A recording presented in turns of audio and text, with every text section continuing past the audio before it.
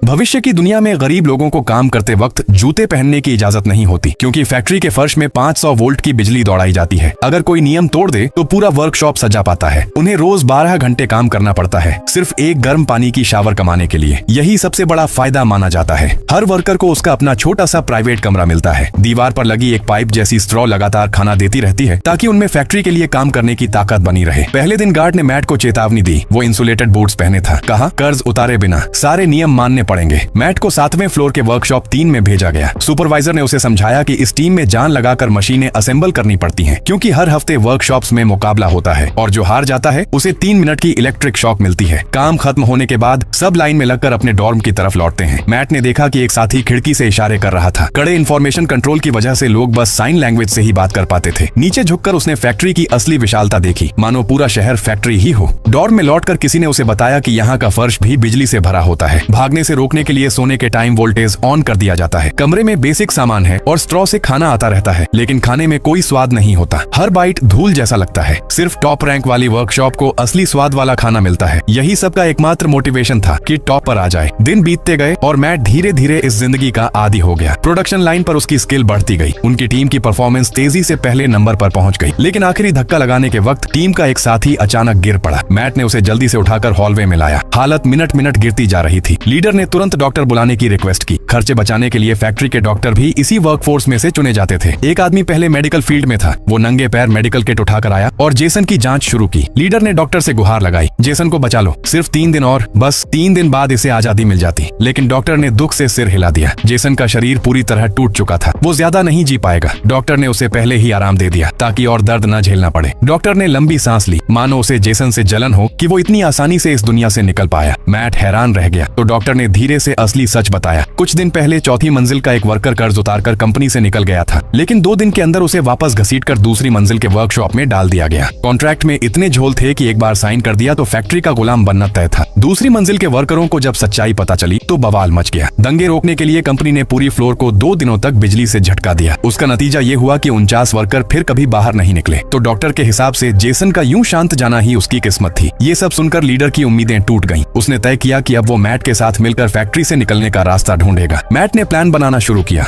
हर workshop में 49 worker होते हैं और उन्हें सिर्फ 3 गार्ड देखते हैं। अगर किसी तरह हाई वोल्टेज फर्श को संभाल लिया जाए तो इतने लोग मिलकर गार्ड्स को हटा सकते हैं। कुछ दिन बाद एक नया वर्कर वर्कशॉप में लाया गया। गार्ड उसे लाने के लिए लिफ्ट प्लेटफॉर्म का इस्तेमाल कर रहे थे। मैट ने नोटिस किया कि मूवमेंट के दौरान लिफ्ट फर्श को छूती नहीं थी, यानी उस वक्त हाई वोल्टेज नहीं रहता और नए वर्कर का आना हमेशा गार्ड्स पर हमला करने का सबसे अच्छा टाइम हो सकता था। वर्कशॉप में एक पब्लिक रेस्ट रूम भी था। मैट ने कवर हटाया और अंदर वाटर पाइप ढूंढ लिया।